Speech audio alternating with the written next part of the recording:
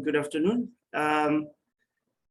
So I hope I'm able to summarize and get you interested in using flow if you're not using flow cytometry, or if you have some basic understanding of the technique. So what this presentation will cover is mainly just some of the principles behind the technique and some of the applications. So to get things started off, when we look at a flow cytometry, you can't run away from the technical aspects. Although we're used to seeing reports where people are using a flow cytometry for CD4 counts or for leukemia staging, depending on the discipline you're in. But it is always good to know what the technical aspects are and what influences what you actually see as a result. So we'll touch on those.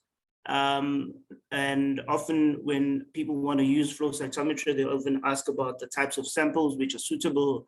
Can I use tissue? Can I use paraffin embedded samples? Can I use whole blood or cultured cells? And if it's a cell, it can be used. And I think that's the advantages of flow cytometry, that compared to immunohistochemistry, you can actually go into a cellular level, and you can actually even look at performing any genetic work on isolated cells. So that's one of the more advanced instruments of sorters that we also have in the school. So I'm going to explain the properties of a flow cytometer and what it can measure. You will be able to know the different subsystems in a flow cytometer, and that is very important. Even if you're designing experiments, whether it's for research or want to validate an assay, it's very important that you understand how the subsystems work. And we're going to describe the functions of the fluidic system, which is a very important component in your flow cytometers, and hydrodynamic focusing. So these are all core principles that anyone who's looking at a flow result or actually performing a flow experiment should have a basic understanding of these. Right. So, well, one of the older instruments that is almost found in the older immunology labs all over South Africa is the FEX caliber. I also started using the caliber in 2006. So this is a simple 4-color. So with color, we mean that it can actually look at 4 different properties per cell. So with a flow cytometer, if you're using a fluorescence microscopy, you can look at a single cell and you can actually look at whether an antigen or antibody has bound to a surface. With flow cytometry, you can actually do that with high throughput. So you can actually analyze 1 million cells within a couple of seconds. Right, so these are the older systems. And one of the newer systems that we also just acquired at Howard, it's called the FEX area. So this is quite different. It's not just your standard or your normal cytometer, but this is more of a sorter. So when we're sorting, we mean that you can actually look for a specific cell type that you're looking for. So if you're doing cancer research, you can actually find the malignant cell and you can actually isolate it out of the sample. Then you can do downstream processing, whether it's genetic studies on that particular cell that has that particular antigen of interest. So if you're doing for EBV or you're looking at HPV and you want to look at the oncogenic cells, you can actually stain and you'll be able to actually pick up those cells and isolate them from your sample and run downstream processing, right? So the basic old instruments have what still are components that are more advanced. So just like in an old car where you could still open the hood and actually look at your water tank and all the things under the bonnet. The older systems allow that. So you would have a fluidic system. This is where you put in your sheet fluid that runs your sample through the system, and this is always pressurized. So if you look at the black cabinet that's there on the lower left image, that is to ensure that the tube or the plastic bottle doesn't pop. So it used to explode if you've over pressurized it, but the newer systems, you don't have such problems, right? So with flow, it's more than dots. So yes, we don't see cells in the final analysis. What we see is something which is a dot. So this is often the anticlimax for people who see flow presentations and we're showing cells that are fluorescing, and then when they get into the lab, what they be looking at is just dots. So this is called the color dot plot, density dot plot. So the red just shows you that the intensity of the cells. This is where most of your cells are, the population of cells. And with flow, we talk about populations and patterns. So it's all about recognizing populations and patterns. So when we see cells that cluster in a particular region, we call this a population. So once we've figured out this population, in this case, you will see that it's CD3. So in this experiment, we were looking for T cells. So each cell lineage has a specific marker that we can use. So it has a receptor. So the T cell receptor, TCR, will be picked up by a CD3 antibody. So a monoclonal antibody is something you can purchase, and all it has is an antibody that's also conjugated to a fluorochrome. So remember, basic immunology is a Y-shaped antibody, and on the FC region, we just have a fluorochrome that is now conjugated. So it doesn't hinder or affect the antibody binding site of that monoclonal antibody. So if this was a whole blood sample, we use CD45. So all your leukocytes, all white blood cells, by definition, are CD45 positive. So this is called a pan-leukocyte marker because all white blood cells will be CD45 positive, right? So lymphocytes will be brighter because they have more CD45 on the membrane, on the surface, and monocytes are intermediate, and your granulocytes will be the ones that actually have the least CD45 expression, right? So once we get these gates, create our population, and when we region a population out, we call this a gate. So we talk about regions, we talk about gates. So different terminologies, some people, the old school refer to regions and they talk about a parent gate, but nowadays we just refer to a gate and you will know which gate it is. So the gate will encapsulate a particular population of interest. And you would see that now if I wanted to look at the amount of CD4s versus CD8s, so remember CD4 T cells, you've got the major subtypes of T cells, although you've got more than two, but you've got the T helper cells and you've got the cytotoxic T cells. So you are able to then pull out of all CD3 positive. So by definition, T cells have to be CD3 positive, and then you can do the subtyping. So you're going to get a population that falls in the upper quadrant. So this will be our CD4 antibody. Anything that's positive for CD4 will be in that upper quadrant. Anything that's positive for CD8 will be in our lower quadrant. So these are known as CD4 positive T cells. So these will be my T helper cells, and these will be my cytotoxic T cells. So it's very important that in different conditions, you actually get cells which are CD4 positive and CD8 positive, right? So depending on the condition, most of the HIV work because of increased thymic output. So remember that your T cells they leave the bone marrow and they mature in the thymus, right? So there's also the positive selection, negative selection that occurs before they move into peripheral blood. But in certain conditions, such as in people that have certain infections, like this is a common thing in HIV patients, or if you're doing any HIV research, that you're going to see a population popping up. So these are referred to as thymocytes. These are actually immature T cells. So they're going to be CD4 positive and CD8 positive. So they'll be double positive, but it's usually a low percentage, right? So moving on, when we look at the types or the principles of a flow cytometer, is that it's basically a very straightforward, right? What you need is a laser light. The reason we use laser lights is because if you go back to your physics, a laser light is not just like white light. So it's going to have one frequency. So it's going to have one discrete frequency, and that is very important. And you'll see and you'll appreciate that when we start talking about the antibodies. So the laser is important because the laser excites the fluorochromes that are tagged to that antibody. So in your standard cytometers, any cytometer that you're going to find in the lab, it usually has a blue laser, that's the standard, and then the more sophisticated the instrument becomes, you get a blue laser, a green laser, and a violet laser. But most of the standard 4-color cytometers just use a single blue laser, which is like 488 nanometers, right? So you need flow. So when we talk about flow, we are looking at a stream. So you're measuring cells that are passing through a stream. So if you remember what I said in the previous slides where I talked about fluidics, so there's a fluidics component, and we need to make sure that our cells are passing through the stream, right? So we are measuring cells that are in flow, hence the word flow. And cyto is just the cells. We are measuring cells, it's very important. We are measuring cells, but in newer applications, you can actually measure presence of antibodies. You can do cytokines and any other molecules, but that's still working on the principles that it has to be captured by something that passes through the laser. So the metric part is when we then measure the properties. So every cell has shape, it has size, right? So that can be actually quantified. So in your bloodstream, whether it's from the bone marrow or in bloodstream, your cells differ based on shape and they differ on size, right? So that's the metric part. So when we look at things, there are properties that we're going to look at now, which are called side scatter and forward scatter. And it's very important that when we do our gating or do our analysis, we actually understand what these properties mean, right?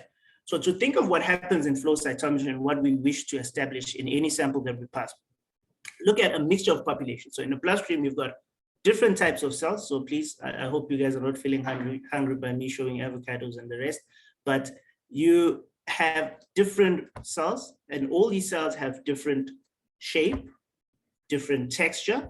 As you see here, in cells, we refer to internal complexability. Granular, the more granular a cell is, it differs from others. So you have cells that are called granulocytes and you have agranular cells. So when you talk about neutrophils, eosinophils, and basophils, those are your granular cells. They contain a lot of granules. And those are cells that are more involved in the innate immune system because they respond by either phagocytosis or releasing these granules.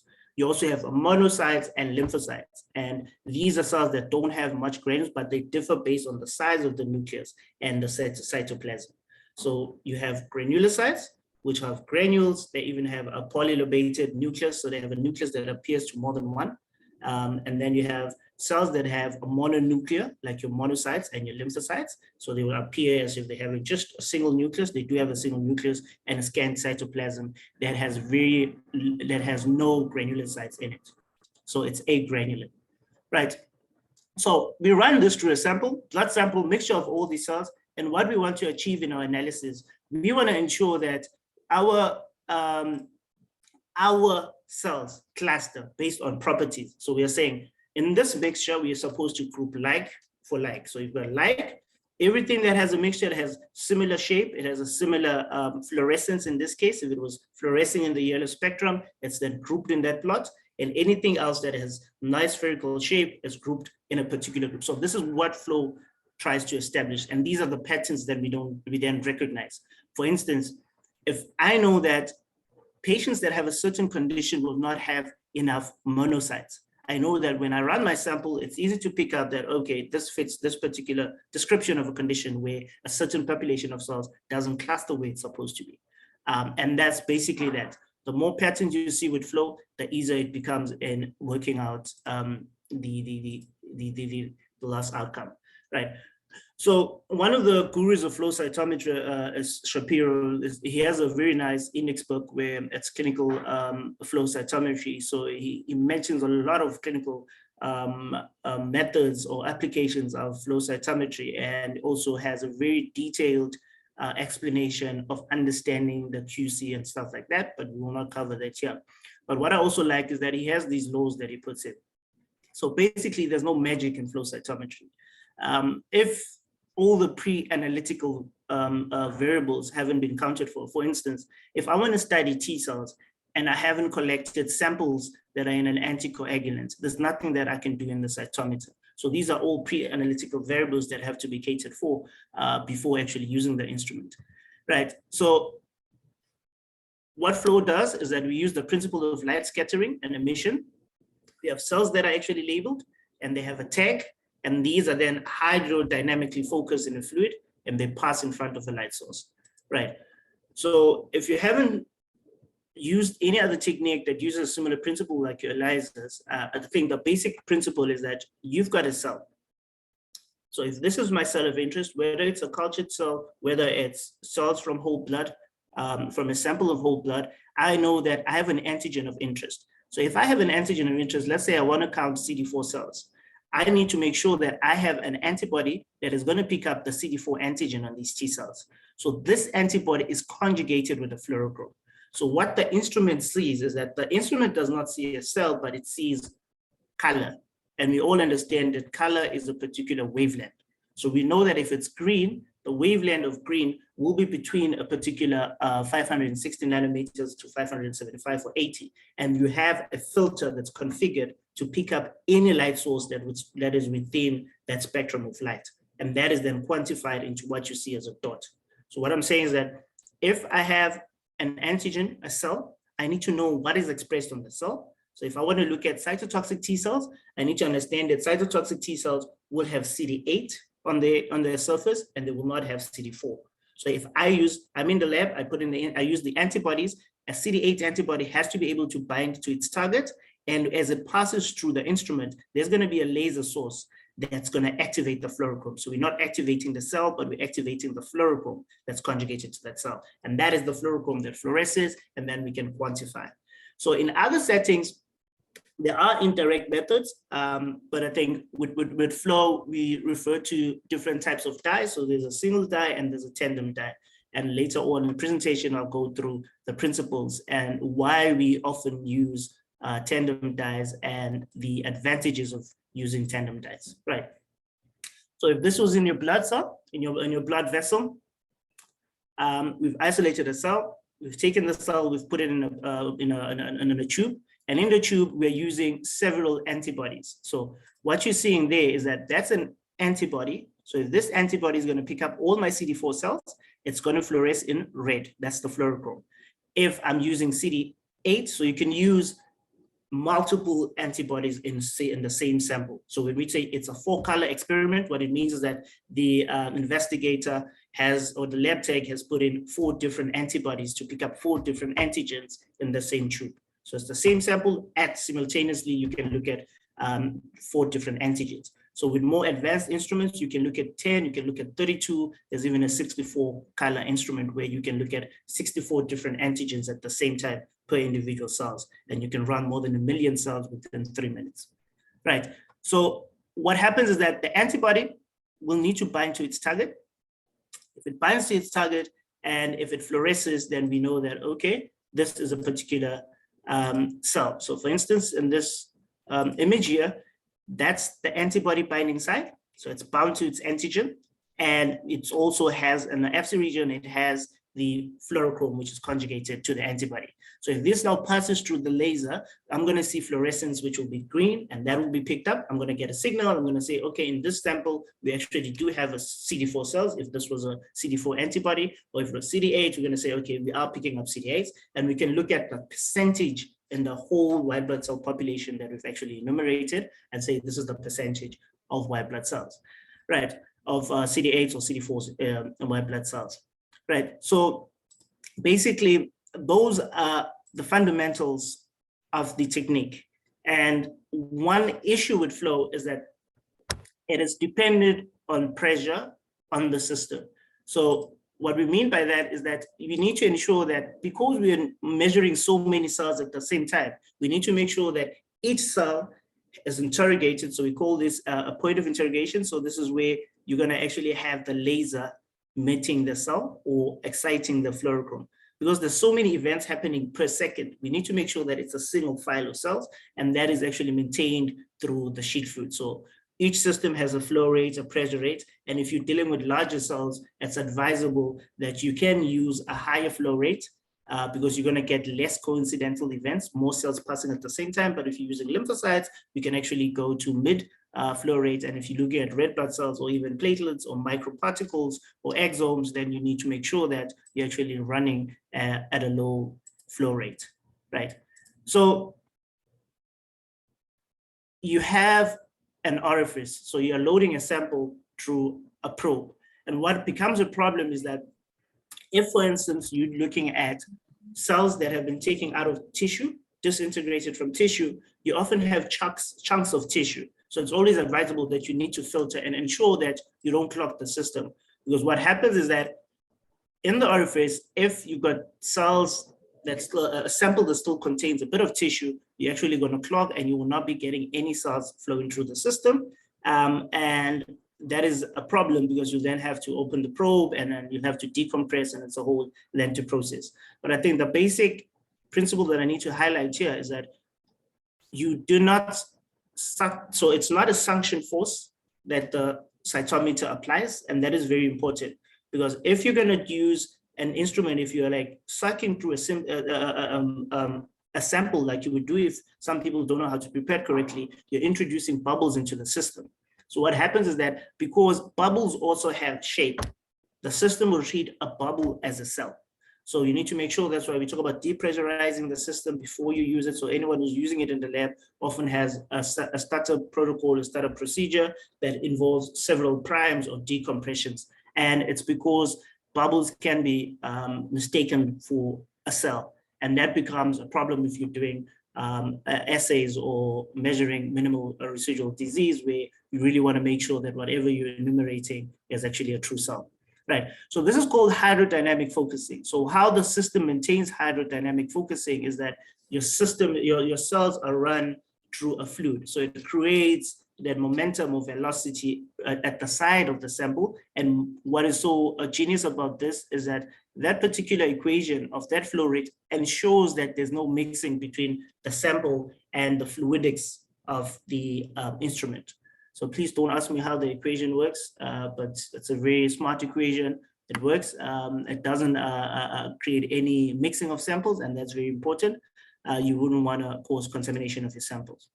So as these cells pass through the laser light, you have light that's been scattered. So we talked about properties. So I say that cells have shape and they have internal granularity. So that's the first property that your cells, your instrument will generate. And that's the first one that we actually use to actually see if there's any issues with our sample.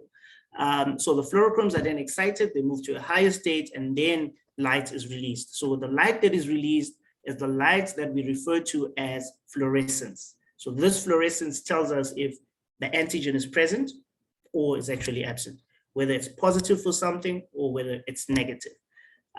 So these are the fundamentals. So when it passes through the light, you're having this which is scattered, and mostly of the lights, commonly used light is laser, because I've mentioned with your laser, you actually get a discrete wavelength and you actually don't have any spread of your spectrum.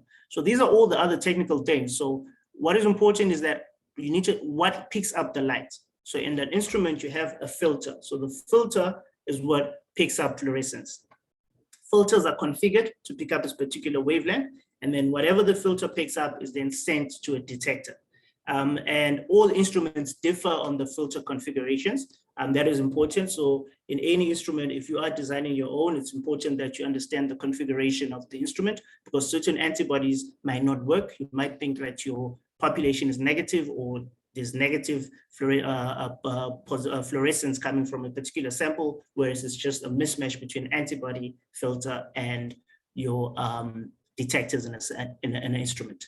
So the optics system is what we then use, where it takes the fluorescence and you're actually able to quantify what you're looking at. So with flow, you get two types of properties. It can tell you how much quantitatively, concentration-wise, and it can also tell you something that's qualitative. So there are certain things where cells get activated. For instance, if you're looking at your lymphocyte or T cells, whether it's in viral infections, where a T cell has seen an antigen, it's going to start upregulating certain molecules like your MHC molecules, and you can actually pick that out. So we use your HLA-DR marker, and the levels of HLA-DR expression can be quantified as percentage of HLA-DR bright cells, and also we can actually look at the spectrum of brightness, which gives us an indication of generalized immune activation, right?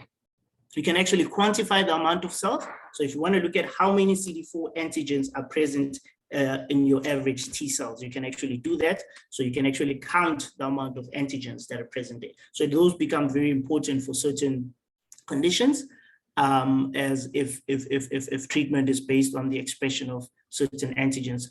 For instance, if you look at in lymphomas where rituximab, an anti-CD20 monoclonal antibody, is effective in a particular cohort of patients, and this is basically based on the average expression of CD20 on their particular B cells, right? So the system uses filters. So with filters, all the filters do is that they ensure that you are measuring the correct thing. So if you're setting up or you're looking at a protocol or looking at a result, it's important to actually factor in if you're looking at the correct filter. So a common problem with data interpretation is that sometimes people use systems where the template is already put into the instrument and the report just gives a value.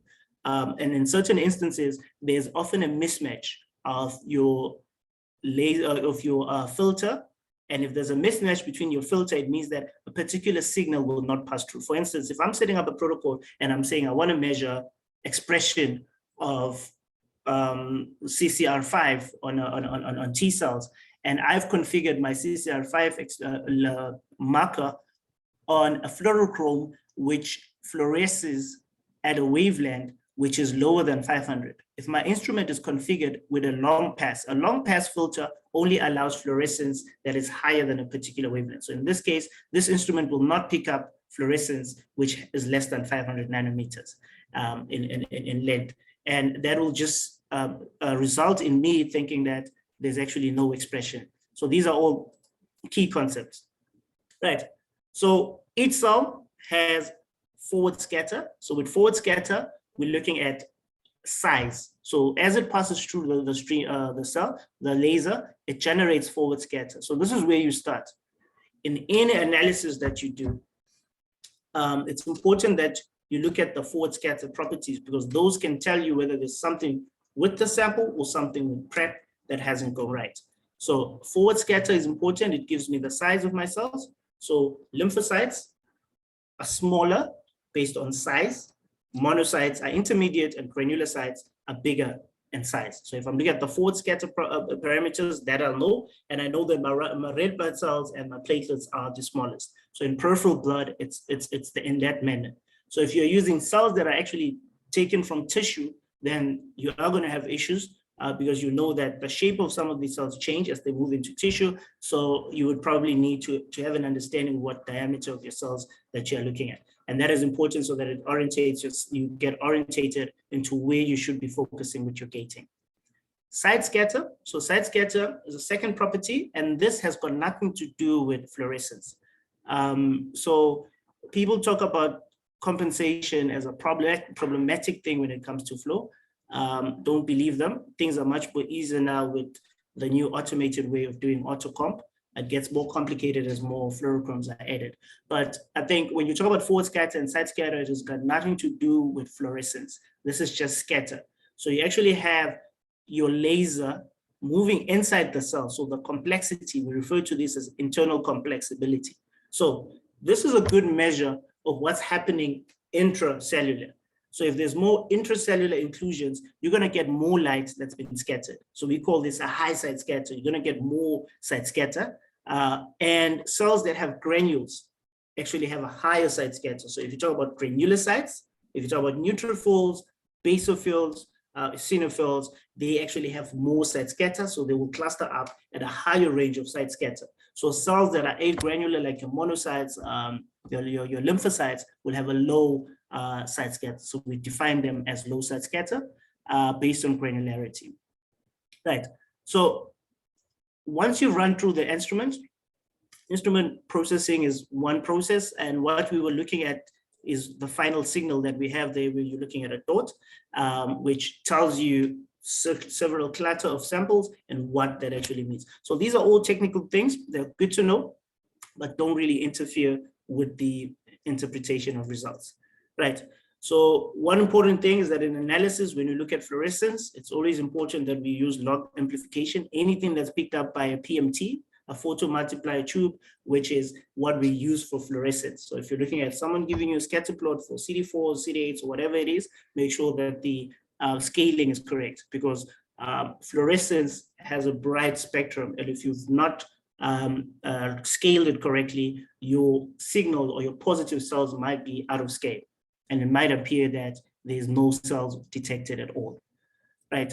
So if you're doing DNA analysis, also in DNA analysis, it's important that we use a linear scale. So we've got DNA analysis, the scale has to be linear, because if you're using log, you're actually going to be also losing a lot of signal. And these are just all things that are good to know, that if you, especially for DNA cell cycle, if you're doing cell cycle analysis, make sure that the scaling is in a linear, right? So just to touch up on some of the concepts, when we refer to fluorescence, we talk about a molecule that's able to absorb and actually emit light. And I think what I want to bring across here is that we have a spectrum. So when we talk about spectrum, and if you've done the old schooling where you have to memorize Roig-Biv, This is Roy Biff. So you've got your red, and as you go to, you've got your blue, indigo, and violet. And that is the spectrum. So all your fluorescents and all your lasers make use of your basic principles of physics, that if you have a red laser, it'll activate or it will excite a fluorochrome that can accept a particular wavelength. So there are two phases. It's called excitation and emission.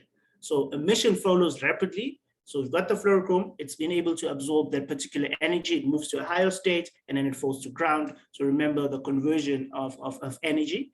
So it's converted from light into, some is lost via heat and some is emitted via light. And that is what your filter would actually pick up. So the red light is a longer wavelength, the violet is shorter and has a higher energy. And this is important. So when you set up or where you do analysis, you will see that certain markers will come up brighter, and it's just because of the type of filter and type of fluorochrome that's been used, right? So basically, if you're looking at a protocol or setting up something, remember that what you want to do is that the more energy. So if I have an antigen, I think I found something novel or something that's unique in a particular patient group that I want to continue looking at, you always make sure that the antibody that you purchase or configure in that protocol, if it's a rare antigen, you make sure that you use something with a fluorochrome with a higher energy and a higher frequency and a shorter wavelength. The reason for that is that it'll be easier for you to discriminate between false positives and false negatives. So the idea is that in cells that we know, like for white blood cells, we know they have a lot of CD45. I don't need to use a bright fluorochrome because I can easily see the cluster of my population. But for cells that are rare events or rare expression, I need to make sure that I'm able to pick up even 2% expression of these cells. Therefore, the guidance is always matching your fluorochromes with the antigen target correctly at all times, right?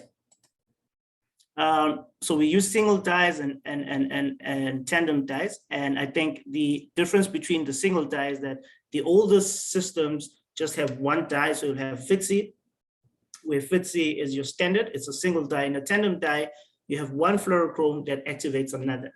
So if I have a laser light, which is at 488, and I have a fluorochrome that requires energy or a wavelength of 755 to be activated, my laser at 488 will not activate that particular fluorochrome. So the excitation of a fluorochrome is based on the wavelength of the laser. So with tandem dyes, what it allows is that you have two fluorochromes. You have the initial fluorochrome that's going to pick up the initial wavelength from the laser, which will be 488. So as it excites, and instead of emitting, it just passes on its energy, its higher energy, to the second fluorochrome, which then fluoresces. So it's called an acceptor molecule. And what that does is that it increases our use of antibodies. So remember, every antibody that you see here, right? So you've got FL1, which is known as a filter. So depending on the instrument, you can have filter 1 to filter 30. It increases the type of things that you can look at simultaneously in a particular cell. So for sometimes I'm interested in finding the cell lineage and also looking at whether it's activated or whether it's a viable cell. So I need to incorporate all of those things into my assay. And that is how you then use your different filters and your spectrum of fluorochromes, right? So back to the basics. We covered the forward scatter. So this doesn't require any fancy staining, nothing at all. You run it through the instrument. Forward scatter will tell you, this is the size of my cell. If I know that, hey, I'm looking at chitomyocyte, this is the size of a chitomyocyte. If I'm looking at a B cell, this is the size of a B cell, monocyte, so on. And it's just based on forward scatter. It tells me the relative size, and side scatter tells me how complex or how granular a cell is. And we have then an incorporation of fluorochromes and antibodies, which help us work out what is in each of these cells. So I think the basic law is that before you even start running your samples, you need to know what's in your cell, what's your cell population. So if you're looking down the microscope and you're looking at white blood cells, we know that we can tell differences of cells based on morphology, shape of the nucleus, type of staining that the nucleus picks up, and also granules. So if you've ever looked at a microscope, you could tell what is a eosinophil, which are granulocytes, which are monocytes, and which are lymphocytes.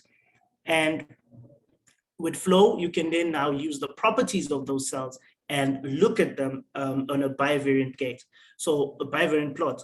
So this is known as a cytograph. So a cytograph, again, we talk about site scatter. So site scatter looks at the granularity of my cells, right? So you'll see that basophils have more granules, bigger, larger granules. They are so granular that you can't even see the nucleus.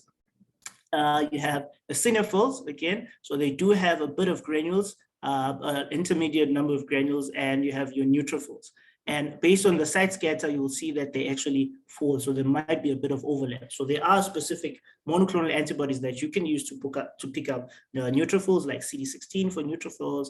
And you can actually then work out which of these in that granulocyte population is neutrophils and basophils and so on. Monocytes are intermediate on site scatter, right? So they are agranular. So they'll be intermediate, and your lymphocytes is actually low site scatter. So when we talk about site scatter, we don't refer to positivity or negativity, but we refer to whether it's high, mid, or low. And you will see this. So if I'm using CD45, this is a pan-leukocyte marker. All my white blood cells will be positive for CD45. Hence, that's why they fall on this side of the plot.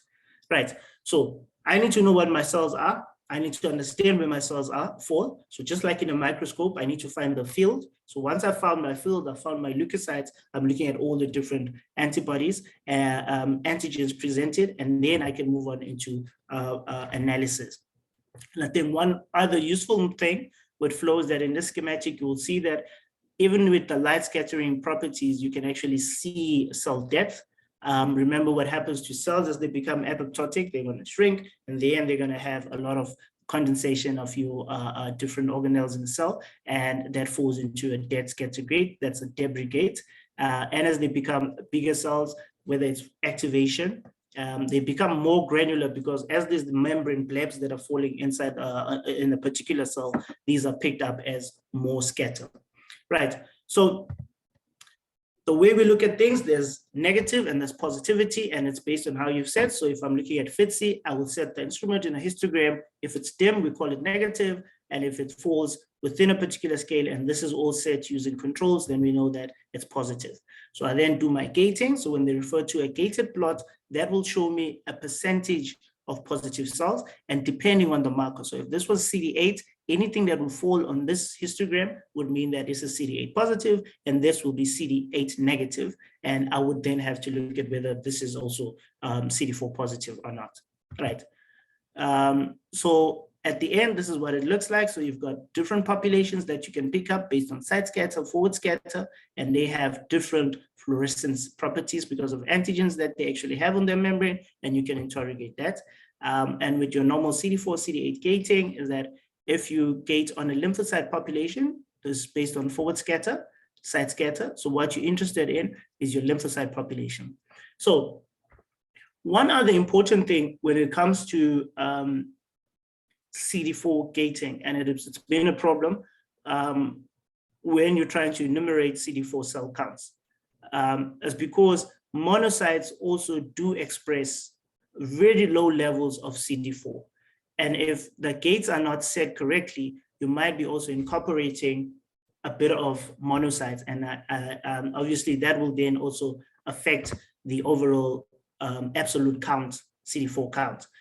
So in the older systems, when things were done differently, where they run a dual system of doing pan-leukocyte gating, where you do the CD4 count like this on the cytometer, and you also do the full blood count and work out the percentage of white blood cells and CD4s that fall, and give a concentration of your CD4 cells. It became a problem because in some not so nicely standardized experiments, you're actually enumerating a bit of monocytes. So you'll see if you put, that's a monocyte gate, R2, and if you look at the monocytes on your CD4, you'll see that it falls in an intermediate population there. So usually when we set the experiments, we set 10 to the power 0 to 1 to be negative. So anything that falls on the y-axis below 10 to the power 1 is regarded as negative. Even on this particular y-axis, anything that's 10 to the 0 and 10 to the 1, if the protocol is set correctly, falls as negative. So that will be CD8 positive. These are my cytotoxic T cells, and these are my T helper cells. So these will be the amount of cells that I then convert into absolute counts, and it will give me my absolute CD4 T cell count. Right. So some of the applications that we use on Flow, they differ. So to start things off, Flow was never designed as an instrument for it didn't start off as something that was used in clinical research or even in human studies. It was used in bacteria, but later evolved because of how dynamic the platform was, that it's now become a mainstay in leukemia and lymphoma staging and diagnosis. Also in immunology with CD4 counts and with your phagocytes, and also in marine biology. So to end things off, I think when we look at the estimation of CD4 counts, and this is a really good reference from Glenn Cross clinical cytometry, where they actually look at the limitations and some of the problems that come with pan-leukocyte gating. So we gate based on CD45. So CD45 is every white blood cell. Every cell that's a white blood cell will have CD45 expressed on its surface. So all your cells will be positive for CD45. Then we work out our LIMS based on how bright the CD45 is and where they fall on site scatter. So this is just in log scale. So what the log does is that it compresses our populations so they become more, we get more resolution of our populations. And you will see that once you gate on your CD4 positive LIMS, you have your CD4 positive LIMS, you still have your monocytes, which are intermediate, and you have all the other cells, which are now your granulocytes, which are CD4 negative. And these particular cells that have the similar site scatter in your lymphocyte gates and are also CD4 negative, could be anything like your cytotoxic T cells or even some of your other lymphocyte subtypes, right? And I think that is where I'd like to end things. And thank you for your time. And if you have any questions.